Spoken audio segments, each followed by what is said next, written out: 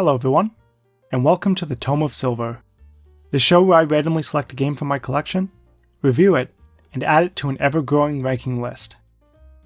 Digimon, short for digital monsters, began life as a series of virtual pet toys, where you would have a handheld electronic device holding a small digital creature. By training and taking care of your digital pet, you could make them stronger and have them transform into new, more powerful forms. Digimon would become incredibly popular, and eventually would become a bit of a multimedia sensation. There was of course the original animated series, which would make Digimon well known here in the West, and from there Digimon would branch out to card games, manga, and video games. As a kid I wasn't very big into Digimon, falling much more into the Pokémon side of monster collecting franchises. My first exposure to Digimon was through a VHS of Digimon the movie, but that was really it. One day when I was browsing the Sears Christmas catalog of that year, really dating myself with that one, do they even make those anymore? I saw two games that caught my eye, Digimon World Dawn and Dusk for the Nintendo DS. Deciding I wanted to give it a try, I asked for Digimon World Dusk for Christmas, while my brother asked for Digimon World Dawn. When I opened up my copy on Christmas Day, I was very excited, and I immediately started playing. However, that Christmas I got a bit of food poisoning, and became very ill, and for some reason my brain associated my illness with playing the game, leading me to not want to play it again until over half a year later. Eventually I decided to pick it back up again, and I ended up loving it. Before this video, I had played through Dusk 3 times, and to this day I have nothing but fond memories of the game. So I was definitely curious to give Digimon World Dusk another try, and see how it holds up under a much more critical lens. So, without any further ado, enter the digital world, find a Tyrannosaurus Rex with a gun for an arm, and let's turn the page to Digimon World Dawn and Dusk for the Nintendo DS.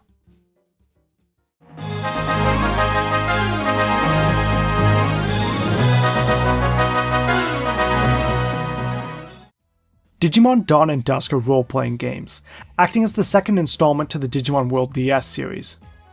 When starting out the game, you can pick either a boy or a girl tamer, though for some reason if you pick a girl, the game will still refer to you as a he. You then have the option between picking one of 4 packs of Digimon to act as your starting team, focusing on either balance, attack, defense, or pretty? Not really sure what stats pretty specializes in, but I digress. Depending on which version of the game you bought, you'll be a member of one of 2 tamer teams, with Dawn having you represent Lightfang from Sunshine City, while Dusk has you representing Nightcrow from Darkmoon City, with whichever team you aren't a part of acting as a friendly rival team to yours.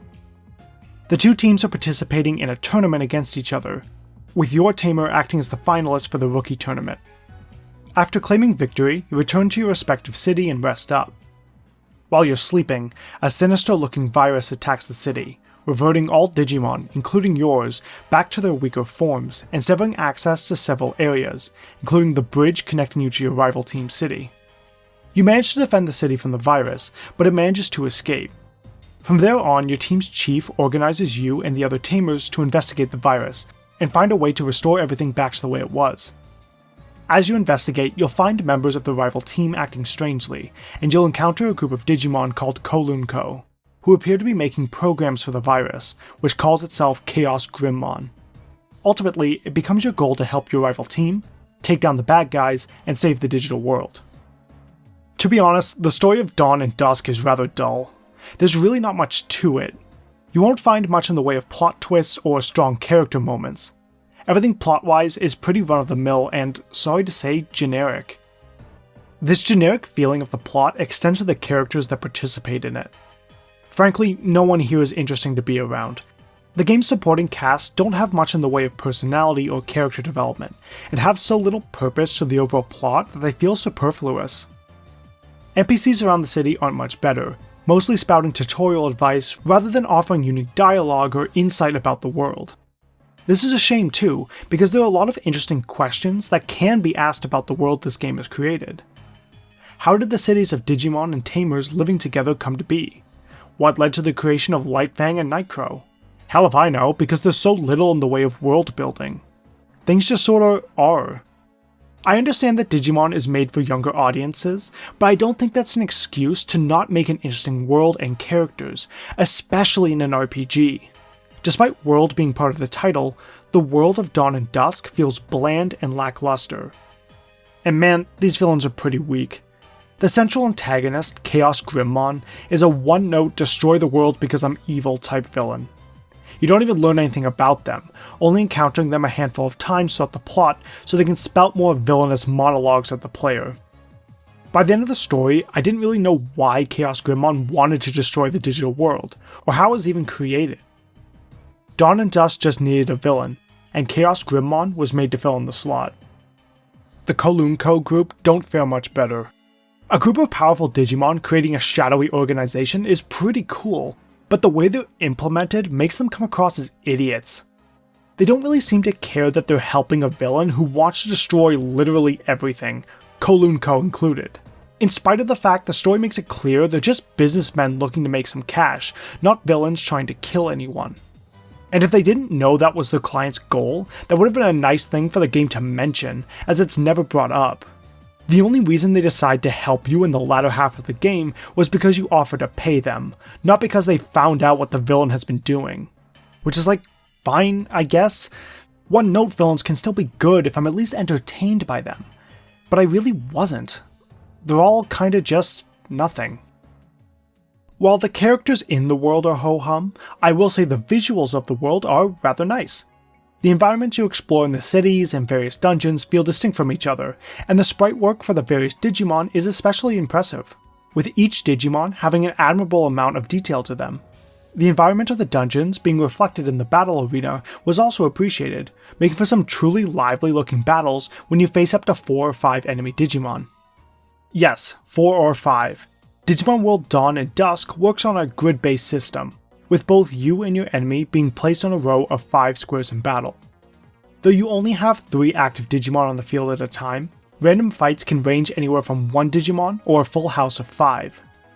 Typically your Digimon only starts with attacks that hits 1 square at a time, but as you level up and get more moves, you'll get moves that hit 2 squares side by side, every square but the middle, or 2 squares with a space in between. Having a spread of moves that let you handle any of the random formations the enemy may take is essential, as is the formation of your own party. Your formation in battle can provide small benefits, and you're free to switch up your formation whenever you like to suit your playstyle. Having a party spread apart from each other makes your party less likely to be hit by one widespread attack, but at the same time, it makes it harder for you to use group healing items. Personally, I found the default formation of having all 3 of my Digimon grouped together worked best for me. It did lead to my team getting hit all at once with 3 square attacks more often, but my Digimon were very defense oriented, meaning they could take a few hits, and one of my starters, now Lekismon, had a move that could heal 3 squares, which was invaluable in situations where my healing items were starting to run dry. Dawn and Dusk's combat system is great. I really like the formation style of combat because of how customizable it is, and it constantly had me thinking about what moves provided the best coverage for different enemy formations, instead of just whatever move hit harder. From the simplest enemies to the boss fights, I found myself constantly thinking about the best way to approach a given situation, and that strategic feeling to each fight helps the game stand out and keep the player engaged throughout their adventure. I also appreciate Digimon just trying to be its own thing. It could easily have just made itself a clone of Pokémon, but decided to stick to its guns and make something unique to it. Digimon World Dawn and Dusk are not Pokémon ripoffs. They're their own unique things that can stand on their own 2 feet, and that is great to see. We can also see this uniqueness in how you earn new Digimon. In Digimon World, you don't catch Digimon like you would a Pokémon. Instead, as you encounter Digimon in the wild, you'll see a percentage go up for each Digimon. Once this percentage reaches 100%, you can then return to your tamer home and digiconvert that Digimon to get one of your very own. You don't even need to defeat a Digimon to get this percentage up, you just need to see them for it to count. The amount these percentages go up depends on the stage of Digimon. Lower stages of Digimon like In Training and Rookie go up rather quickly, while Champion and Ultimate Digimon bring it up much more slowly. I found this system rather good. I like that it rewards you simply by going through a dungeon, and by the time you finished a level, you often had a whole new slew of Digimon to digiconvert and try out without ever needing to fight other Digimon. And the game greatly encourages you to get a lot of Digimon, as it gives you what's known as a Digifarm. On the Digifarm, you can drop in Digimon to gain experience while you're out in dungeons or messing around, and as the game goes along, you can increase the space of the Digifarm, and even buy new ones, to raise even more Digimon. This can let you raise tens of Digimon at a given time, greatly encouraging you to switch around and try new Digimon. My only complaint is that while you can raise a lot of Digimon at a time, the experience gain is very slow. So after a while, the experience your Digimon are gaining really slows to a crawl, making grinding in dungeons become more necessary later on. And unfortunately, there isn't an option to say, leave the game running while you go to sleep to give you experience, as after a certain amount of time, a notification will pop up asking if you want to see the current farm results. Until this notification is gone, no additional progress will be made on your Digimon. When you're not fighting in battles, you'll be exploring around the game's various dungeons, and during the story, these dungeons work well. There's a lot of winding paths which can lead to dead ends, and some items that need to be found to progress. None of these dungeons overstayed their welcome, and just as I was starting to get sick of the area would be when I would encounter the boss and be able to move on. However, in between the story, you need to take various side quests from the quest counter before the story can continue. I hated these missions. These quests more often than not have you exploring around dungeons you've already been to, with an item or character you need to find hidden somewhere in the dungeon. These missions left me just wandering around aimlessly, playing Where's Waldo with a Digimon I'm supposed to find. Even worse, as you're wandering through a dungeon, and you talk to a character, they'll sometimes tell you you'll need to talk to someone else who may spawn in the area you just went through and wasn't there previously, meaning you'll need to rescan the entire dungeon to try and find where this new character or item has appeared. I feel like I'm wasting my time with these missions, and the fact they're required to progress the story just kills the game's momentum. I'd be more forgiving of these missions if these were where we got to learn more about the world or get some insight to the Digimon's culture. But no, these missions pretty much just have you working as an errand boy and finding some mundane item for another Digimon, making these missions feel even more dull character-wise than the story. These missions would bother me less if they simply rewarded you with good equipment, which incentivized the player to play them, rather than stopping your progress through the story to force you to play through these bore fests. These weren't helped by the fact that since you're going back to previous dungeons, you're already a much higher level than the enemies you're encountering, making them a waste of time that could have been better served grinding in higher level areas. And of course, you'll want to make sure you're getting your Digimon experience so they can level up and digivolve. Each Digimon has a Digivolution chart, with each Digimon having a few options you can digivolve to. This was pretty cool. You can preview the options for the next evolution and see if there's one with stats that best fit your playstyle. Or you can be like me and pick the evolution you think looks the coolest. And if you evolve the Digimon and realize you don't really jive with it, you can degenerate the Digimon back to the previous form and pick the other one. It's a very customizable system, where one Digimon can give you a spread of options. That said, to get these new Digivolutions, you'll need to meet certain conditions, and this is where things get a little complicated. Those who are only used to Pokémon, much like I was, may think you'll simply need to get your Digimon to a certain level to get them to reach the next stage. Not so.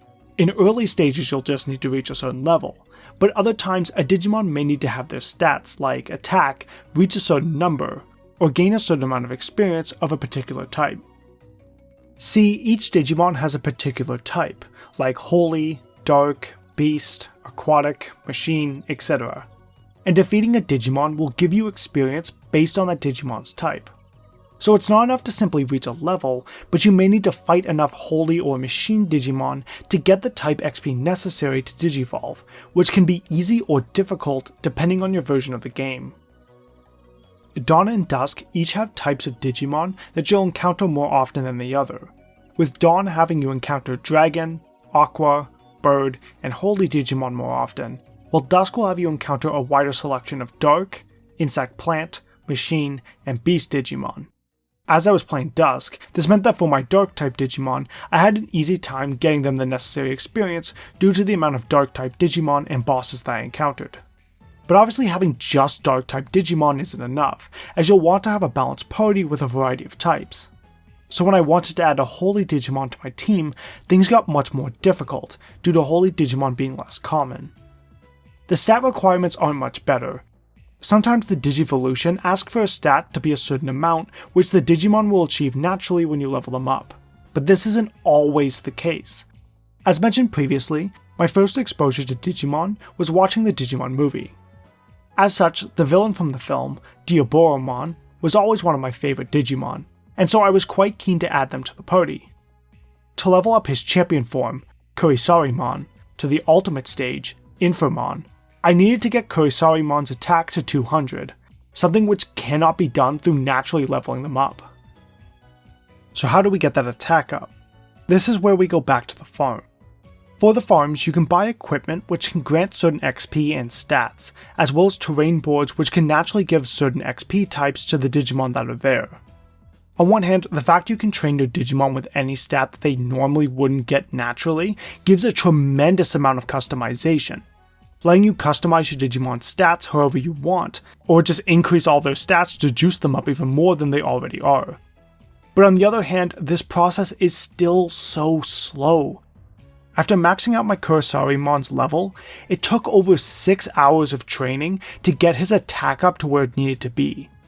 And to be fair, my patience was rewarded, as when I finally got Digivoltions, he was easily the MVP of my team, as his special attack, Catastrophe Cannon, shredded through boss's HP.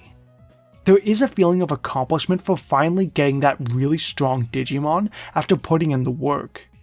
But in the same breath, because of how much I needed to put in just to get that one Digimon I wanted, it killed any interest I had to raise up any Digimon that weren't already part of my main team.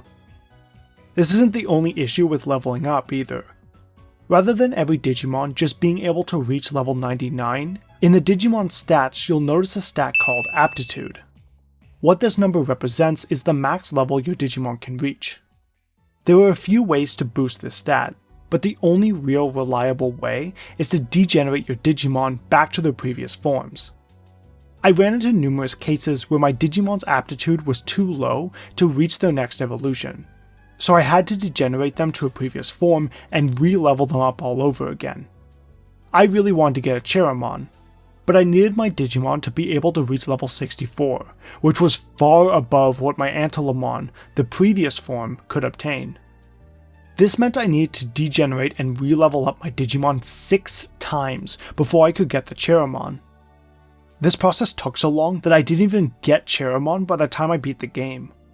Once again though, I was rewarded for my patience, as even though I didn't get Cherrimon, the process of continuously evolving and devolving my Antilamon made their stats way higher than even my highest level Mega Digimon. Meaning if I did Digivolve into a Cherrimon, they likely would have become an unstoppable force of nature.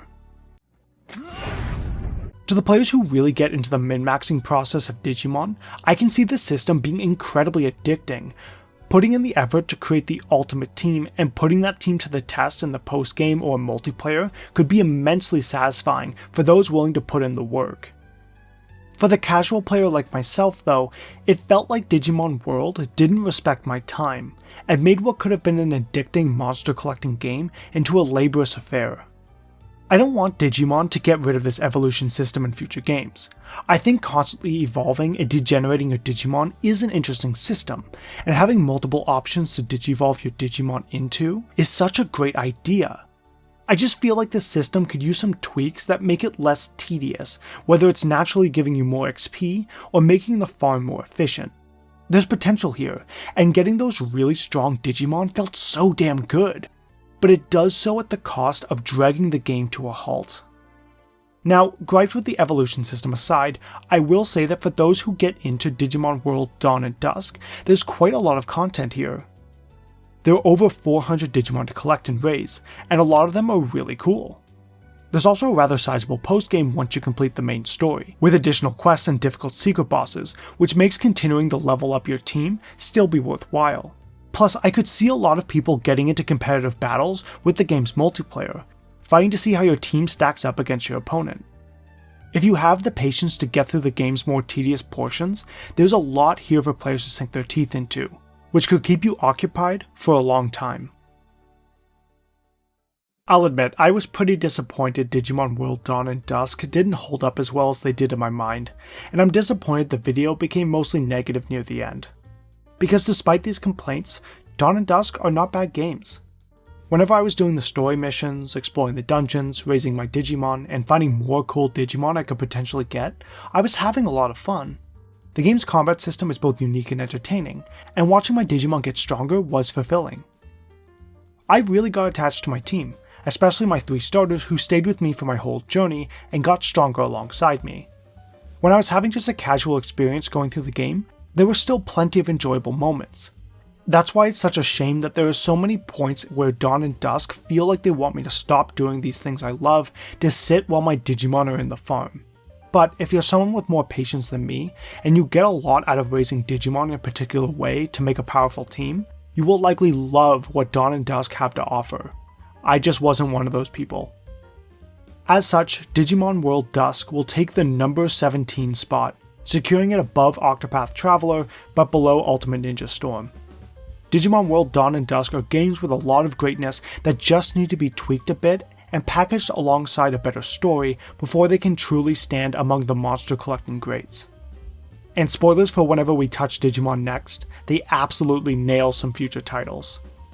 Next time, it looks like we have some battles ahead, but we won't be having Digimon fight our battles for us. Instead, it's time for the clashing of steel and fighting with the very depths of our souls. Please look forward to that. In the meanwhile, thank you so much for watching.